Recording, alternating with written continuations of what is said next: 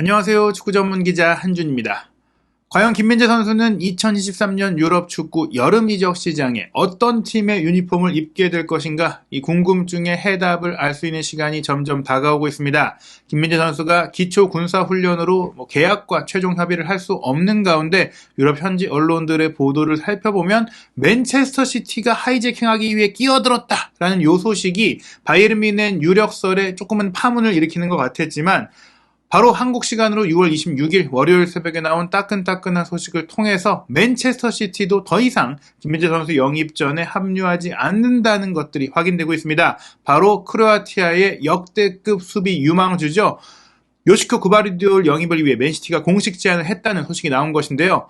왜 맨시티가 김민재 선수 영입을 추진하다가 알아보다가 그바르디올에게 엄청난 이적료를 쓰기로 한 것인지 최신 상황 현지 보도 분석해드리고 총정리해드리겠습니다. 트래블을 달성하면서 더 높은 곳으로 향하길 원하는, 더 위대한 클럽이 되길 원하는 맨체스터 시티와 과르디올라 감독, 다음 2023-2024 시즌을 위해서 필요한 것은 수비진의 리빌딩이자 또 수비진을 조금 더 젊고 강하게 만들겠다라는 것인데요. 김민재 선수 영입을 추진하고 있다라는 최초 보도가 영국 대중지인 더선에서 나왔고, 더선 믿을 수 있겠어 했지만 이후 코리에레 델로 스포르트라든지 가제타 델로 스포르트, 칼초 메르카트 등 이탈리아의 유력 매체들이 또 소개를 했고, 이후에 또 많은 공신력 있는 기자들도 맨체스터 시티가 김민재 선수에게 관심을 갖고 있다. 그바르디올이 너무 비싸서 김민재 선수를 영입 대안으로 삼고 있다. 이런 보도들이 나왔어요. 일부 시기에는 맨유가 굉장히 오랫동안 김민재 선수 영입에 공을 들였지만 오히려 맨시티가 김민재 선수 영입에 더 앞서 있다라고 하기도 했었는데 최근의 분위기를 보면 김민재 선수는 바이에른 뮌헨 쪽으로 급진전이 됐고 맨시티는 오퍼를 했다가 밀린 게 아니라 검토 단계에만 있다가 결국엔 김민재 선수에게 영입 제안을 하지 않고 마무리되는 그런 흐름입니다. 사실 바이에른 뮌헨 이적 유력설이 뜨던 지난 주말 새로운 보도가 많은 분들의 이제 시선을 끌었죠. 영국의 인터넷 매체인 풋볼 인사이더 최근에 조금 유력한 기자들도 영입을 하면서 공신력을 조금씩 높여가고 있는 매체인데 독점 기사로 한국 시간 6월 25일 새벽에 맨시티가 김민재 선수의 바이에른 뮌헨 이적에 하이제킹을 나섰다 이런 보도를 했어요. 사실은 하이제킹을 할 것이다 준비하고 있다라는 것이지 하이제킹을 하려면 거의 개인 합의도 되고 마지막 최종 사인을 남겨둔 가운데 뛰어들어서 데려와야 이게 하이제킹인데 일단은 김민재 선수가 군사훈련 중이기 때문에 말씀드린 대로 개인 합의를 최종적으로 할 수는 없죠. 물론 에이전트에게 위임을 했고 에이전트와 이런 개인 단계의 협상이 어느 정도 김민재 선수가 요구한 수준에 맞춰서 긍정적으로 이루어질 가능성은 있지만 합의라고 할 수 있는 단계는 좀 아니지 않나 싶은데요. 이러한 가운데 맨시티가 정말 하이제킹을 하려면 구체적인 조건을 제시해야 되는데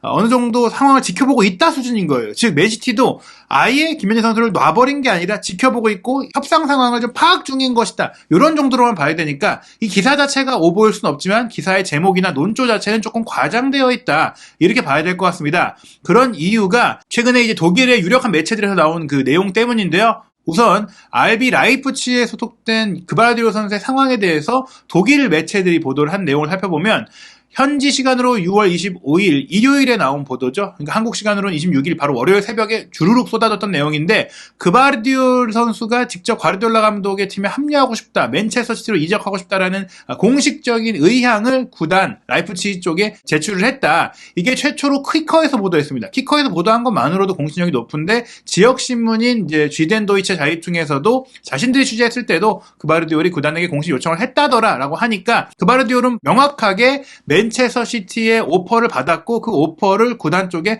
수락해달라라고 이제 본인의 의견을 밝힌 거라고 볼 수 있겠죠. 이러면서 이 보도 내용을 보면은 크로아티아의 명문팀이죠. 디나모 자그레브에서 라이프치히로 2년 전에 2021년 여름에 이제 그바르디올이 이적을 했는데 당시에 1,800만 유로 그때의 나이를 생각하면 분명히 좀 많은 돈을 또 라이프치히도 투자한 것이지만 지금은 거의 1억 유로에 육박하는 이제 가치의 선수가 된 거죠.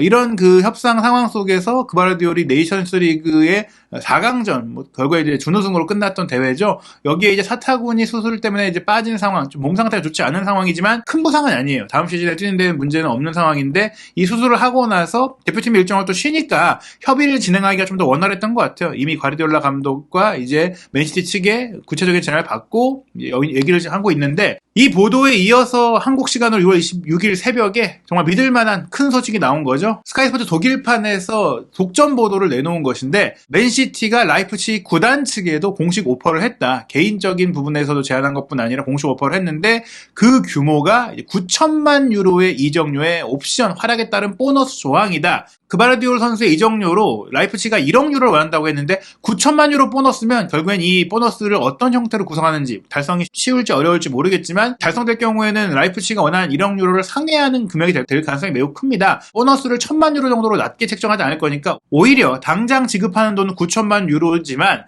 옵션을 달성할 경우에는 라이프치히가 원하는 1억 유로보다 더 많은 돈을 최종적으로 수령할 수 있는 그런 상황이 될 수가 있다는 점에서 분명히 라이프치히도 고려할 수밖에 없는 제안이다. 그렇게 볼 수가 있겠습니다. 그러면서 이미 또 라이프치히는 이걸 받아들일 생각이 있는지 올랭피크 리옹의 수비수인 루케바를 대체자로 이제 고려하고 있고 이걸 또 이제 움직이고 있다. 즉 이제 그바르디올이 올여름에 나가는 것을 기정사실화하는 분위기다라는 것인데요. 이 9천만 유로라는 돈도 엄청나죠. 현재 환율 기준으로 한국 돈 1,278억 원, 거의 1,300억 원에 가까운 돈이잖아요. 즉 1,800만, 1,900만 유로에 영입을 했던 선수를 5배 정도의 이득을 남기면서 팔게 되는 상황이라고 볼 수가 있는데요. 이 스카이 스포츠 독일판의 이제 보도 내용, 트위터가 아닌 필립 힌체 기자와 알렉산더 보네겔 기자가 쓴 내용을 좀 살펴보면 과르디올라 감독의 절대적인 꿈의 선수다. 그바르디올이 왼발잡이 센터백이자 왼쪽 풀백까지 볼 수 있는 현재 과르디올라가 가장 보강하고 싶은 역할을 할 수 있는 선수다라고 했는데 지금 보도를 보면 최근에 공식 오퍼가 왔지만 이미 구두로서 협의는 와갔다. 사실 이제 공식 오퍼가 오는 것은 양 구단이 문서가 아니라 이제 구두로 어느 정도 조건을 조율한 이후에 구체화됐을 때 그때 이제 오퍼를 보내는 거거든요. 그러니까 공식 레터가 안 왔다고 해서 협상이 없었던 게 아니라 공식 레터는 어느 정도 구두 협의가 매듭 지어질 때 가는 거니까 지금 이 오퍼가 날아갔다라는 얘기는 어느 정도 구단 간의 합의가 근접한 상황이었다. 이렇게 보시면 될 것 같아요. 물론 이런 구단 간의 합의가 이뤄지고 근접하다가 막상 레터는 좀 다르게 보내가지고 협상에 좀 파장을 일으키는 그런 협상 방식도 있긴 한데 맨시티가 그러진 않은 것 같고 이 협상의 끝에 맨시티가 9천만 유로 플러스 보너스에 제안을 했는데 라이프치히가 이제 이것을 수락하는 제안을 할지는 지켜봐야 된다. 일단 중요한 게 그바르디올 선수의 계약 상황인데 2024년 여름에 바이아웃 조항이 발동되는 계약을 맺었죠. 이 바이아웃 금액이 1억 1천만 유로예요. 그러니까 1억 유로를 원한다는 것은 이 금액보다 작더라도 올 여름에 준하는 금액을 오퍼하면은 팔겠다라고 했고 이 금액을 지를 팀이 있겠느냐 뭐 이렇게 생각을 했었는데 맨시티가 그걸 질러버린 겁니다. 그래서 바이아웃이 벌당되기 전에도 그 정도의 수익을 낼 수 있다면 라이프치히는 팔 수 있다. 그리고 옵션을 포함하면 아마 이 정도의 금액이 채워지지 않겠느냐. 그리고 선수 본인은 이미 구두 합의를 맨시티와 했다라고 할 수가 있겠습니다. 지금 이 금액은 세계에서 가장 비싼 수비수로 등극할 수 있는 액수라고 스카이 스포츠 독일판에서 이야기를 하게 되는데요. 코로나가 터지기 전이었죠. 한창 또 선수들의 몸값이 폭등하던 2019년에 레스터시티에서 맨체스터 유나이티드로 이적했던 해리 맥과이어가 8,700만 유로로 세계 최고의 수비수로 등극을 했었는데 이제 그바르디올이 이 계약을 체결할 경우에는 일단 9천만 유로 플러스 보너스니까 9천만 유로를 기록하게 되니까 최고의 이적료가 되고 나머지 옵션들이 다 발동되면 나중에 또 이게 역대 이적료 순위에 추가가 돼요. 그러면 이제 더 높은 액수가 될 수 있겠죠. 그리고 앞서 말씀드린 대로 카스텔로 루케바라는 프랑스의 21세 이하 대표 수비수 어린 선수를 리옹에서 라이프치히는 데려와서 이제 대체하겠다. 이미 이 선수에 대해서도 3천만 유로 정도면 살 수가 있으니까 지금 9천만 유로를 받아서 3천만 유로로 루케바를 영입하고 나머지 6천만 유로로 구단 운영이라든지 다른 포지션을 보강할 수 있는 상황이 된다. 이렇게 보시면 될 것 같은데 이제 해리 맥과이어가 현재 8,700만 유로로 역대 수비수 최고 이적료잖아요. 심지어 이 이적료 금액은 수비수라고 했을 때 센터백과 풀백들이 좀 더 공격력이 있고 또 윙포워드까지 가능한 선수들이 있잖아요. 이런 선수들을 모두 포함했을 때도 8,700만 유로가 수비수의 최고 이적료예요. 아약스를 거쳐서 유벤투스, 바이에른 뮌헨을 거쳐온 네덜란드 최고 수비수인 마테이스 데 리흐트가 8,550만 유로로 딜을 잇고 있고 또 리버풀의 버질 판데이크가 사우스햄튼에서 리버풀로 이적할 때 8,465만 유로를 기록을 했었고 최근에 지난 여름에 첼시가 레스터시티의 웨슬리 포파나를 8천만 유로에 영입을 했던 그 기록이 있고 또 바이에른 뮌헨이 리카 에르나데스를 8천만 유로에 영입하면서 또 수비수에게는 계속 높은 이적료들이 최근에 지출이 되고 있어요. 수비수의 전술적인 영향력과 또 공격 빌드업 빌드업 능력들이 점점 각광받기 때문인데 그바르디올의 이적이 확정된다면 최초로 9천만 유로를 기록하게 되고 옵션을 포함해서 옵션이 발동될 경우에는 총액 1억 유로를 돌파하는 또 최초의 수비수가 되는데 전체 포지션으로 놓고 봐더라도 역사적으로 1억 유로 이상의 이적료를 발생한 선수가 14명밖에 없습니다. 맨체스터 유나이티드가 지난해 여름에 영입한 안토니가 유로 기준으로는 9,500만 유로니까 1억 유로가 안 돼요. 그리고 가장 먼저 1억 유로를 넘긴 선수가 2013년에 토트넘에서 레알 마드리드로 이적했던 가레스 베일이 1억 100만 유로를 기록을 했었고 최근에 또 레알 마드리드가 주드 벨링엄을 1억 300만 유로 1차 금액 나중에 이제 옵션을 포함하면 1억 3천만 유로가 될 텐데 이렇게 영입을 했던 바가 있습니다. 역대 최고액은 이제 2017년에 바르셀로나가 네이마르와 맺고 있었던 바이아웃 조항을 파리 생제르맹이 질러버렸던 2억 2,200만 유로고 이거는 웬만해서는 깨지지 않을 것 같긴 하거든요. 하지만 말씀드린 대로 최근에는 1억 유로를 넘긴 선수들이 점점 그렇게 많이 활발하게 나오진 않고 있어요. 그런 가운데 수비수로서 1억 유로를 역대 15번째로 기록하는 선수가 나온다면 이건 현대 축구의 전술적인 트렌드를 반영하는 계약이 될 수 있다. 수비수의 가치 점점 높아지고 있다는 것들을 보여줄 수가 있겠죠. 그렇다면 맨체스터 시티가 이렇게 높은 금액을 그바르디올에게 왜 투자를 하려고 하느냐.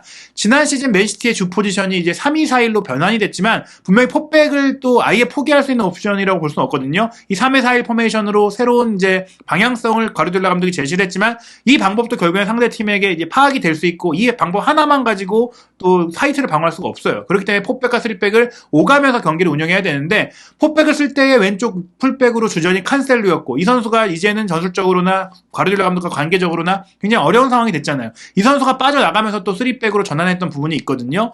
포백을 쓴다고 했을 때는 공격력과 수비력을 겸비한 선수가 필요한데 아케 선수가 이제 풀백으로 뛸 때 공격력이 조금 아쉽고 센터백으로 뛸 때 최근에 수비력이 좋아지고 있고 빌드업 능력을 줬지만 오히려 이제 스토퍼에 가까운 3백의 왼쪽 스토퍼를 뛸 때 가장 좋은 활약을 펼치잖아요. 4백의 센터백을 뛸 때는 그 수비력에 있어서 조금은 한계를 드러내고 있단 말이죠. 그렇기 때문에 여기에 그바르디올이 온다면 4백에서 왼쪽 센터백으로도 최고의 역할을 할 수가 있고 4백에서 왼쪽 풀백으로도 수비가 안정되면서 공격 가담력이 좋은 선수가 될 수가 있다. 즉 4백을 쓰는 데 있어서는 아케와 칸셀루가 결국에는 과르디올라 감독의 일픽이 되긴 좀 어렵다라는 거예요. 게다가 3백으로 갔을 때도 아케가 잘해주고 있지만 아케가 빠질 경우에는 아칸지가 이동한다거나 이제 왼쪽 센터백에 왼발잡이를 쓸 수 없는 상황이 됐잖아요. 아케와 더불어 3백의 왼쪽 왼발잡이 선수가 또 하나 필요하다는 그 관점에 있어서도 전술적인 유연성과 스쿼드의 깊이 측면에서도 그바르디올은 가장 우선시되는 옵션이다. 여기에 왜 김민재 선수가 언급이 됐냐면 김민재 선수가 오른발잡이이지만 왼발 패스도 좋고 거의 양발잡이에 가깝게 양발로 빌드업이 가능한 데다가 빠르고 신체 조건도 좋고 피지컬까지 좋으니까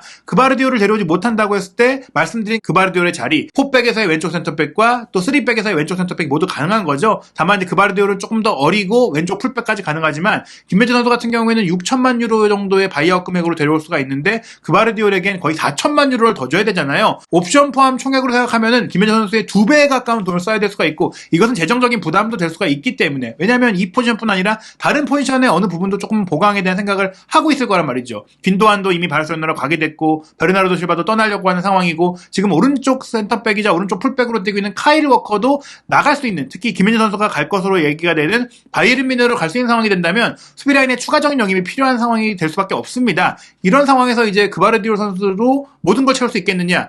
지금 보시면은 워커가 안 나가도 센터백이 필요한 상황이잖아요. 그러면은 김민재와 그바르디올을 둘 다 데려가면 되는 거 아니냐라고 생각하실 수 있는데 그바르디올에게 너무 많은 돈을 썼기 때문에 김민재 선수까지 영입하기에는 맨시티가 아무리 재정적으로 여유가 있다고 해도 그건 쉽지가 않다. 뭐 이렇게 봐야 돼요. 수비수 2명을 영입하는데 1억 6천만 유로를 쓴다? 이건 조금 쉽지가 않은 상황이잖아요. 어찌됐거나 김민재와 그바르디올 중에 한 명을 영입해야 되는데 지금 현재 자금적으로 여유가 생긴 상황이라면 김민재가 아니라 더 어리고 더 활용 가치가 현재로서 전술적으로 높은 그바르디올을 선택할 수밖에 없다. 맨시티가 그바르디올을 원하면서도 김민재 선수 쪽으로 이제 기울었던 이유는 자금적으로 너무 이제 부담이 된다라는 부분이 있었던 것인데 최근 이제 트래블을 달성했잖아요. 특히 챔피언스리그 우승을 차지하면서 그 상금 수익이 어마어마해졌기 때문에 자금 여력이 생긴 겁니다. 영국 신문 텔레그래프의 보도에 따르면 맨시티가 이번 트래블을 통해서 확보한 돈이 거의 2억 9,400만 파운드니까 3억 파운드 정도고 유로로 환산한다면 3억 5천만 유로 가까이 되는 돈이에요. 프리미어리그 우승만으로 3천억을 벌었고 여기에 챔피언스리그 우승으로 1,800억 정도를 벌었고 뭐 이제 FA컵 우승은 한 65억 정도밖에 안 돼요. 하지만 이것들을 다 합친다면 거의 뭐 5천억 가까이 되는 수익을 이 우승 상금만으로 얻었는데 이 5천억의 수익만으로도 선수 영입을 할 수 있는 돈이 생겼고 여기에 추가적인 구단의 자체적인 매출도 계속 늘어나고 있습니다. 맨시티가 정말 많은 돈을 투자한 졸부팀이라는 얘기를 듣지만 마케팅도 잘하고 구단 가치도 높아지고 머천다이즈 판매도 높아지고 글로벌 투어에서의 수익도 늘어나다 보니까 코로나를 극복한 이후 지난 2021-2022 시즌에는 부동의 1위로 원희리그 전 세계 축구팀 매출액 1위를 달리던 레알 마드리드를 제치고 맨시티가 1위가 됐어요. 사실 그 레알 마드리드가 경쟁하던 팀이 맨유였거든요. 맨유가 최근에 성적이 떨어졌다고 하더라도 전 세계적인 인기, 오랫동안 프리미어리그에서 쌓아왔던 팬층이 크다 보니까 수익 순위에서 레알 마드리드와 계속 다퉈왔었는데 맨시티가 최근에 성적도 좋고 또 마케팅도 잘하고 스타성도 높아지다 보니까 맨유를 넘어선 것은 물론 레알까지 넘어선 거예요. 그러면서 무려 매출액이 7억 3,100만 유로니까 이게 1조 원이 넘는 돈이거든요. 결국에 이 금액은 또 2022-2023 시즌 같은 경우에는 챔피언스리그에서 우승까지 했고 트래블을 차지하는 과정 속에 더 많은 경기를 치러서 중계권 수입도 늘어나고 관중 수입도 늘어나고 스폰서 수입까지 늘어나니까 지금 뭐 8억 유로 이상의 수입을 충분히 낼 수 있다는 관측이 나오고 있어요. 지금 우승 상금 외에도 추가적인 수입이 이렇게 많다면 당연히 좋은 선수에게 많은 돈을 투자할 수 있는 상황이 됐고 그러다 보니까 그바르디올이 비싸서 영입하려고 했던 김현재 선수보다는 그냥 그바르디올을 사는 쪽으로 갔다 이렇게 보시면 될 것 같습니다. 그런 가운데 김현재 선수의 상황도 좀 살펴봐야 될 것 같은데요. 나폴리 매체죠. 아레아 나폴리의 보도에 따르면 나폴리가 한 번 더 그래도 혹시 모르는 생각으로 김현재 선수에게 재계약을 좀 물어봤다고 해요. 구단의 이제 연봉 상한 최고액을 제시해서 600만 유로에 좀 계약을 하자 이런 얘기를 했지만 어찌됐거나 바이에른 뮌헨이 제시한 그 금액이 이미 뭐 이 돈보다도 높고 선수의 마음도 새로운 도전으로 기울고 있기 때문에 이것은 불가능해 보인다. 그러면서 코리에르 델로 스포르트가 나폴리의 마지막 시도조차 끝나면서 김민재는 나폴리에 남지 않는다라고 보도했고 최근에 뭐 김민재 선수가 뭐 군사훈련을 받기 전에 수정한 것 같은데 자신의 인스타그램 프로필에 원래 나폴리 선수로 이제 명시가 돼 있었는데 그 나폴리 선수라는 정보를 삭제했거든요. 결국에 김민재 선수의 마음도 이미 이적으로 확실하게 결론이 났고 어떤 팀인지에 대해서 결론이 좀 났기 때문에 이렇게 되지 않았을까. 어떤 팀과 협상이 진전이 돼야 이렇게 좀 지을 수 있는 거 아니겠습니까? 물론 최근에 뉴캐슬이 또 김민재 선수 영입에 참전 아직 포기하지 않았다라는 보도가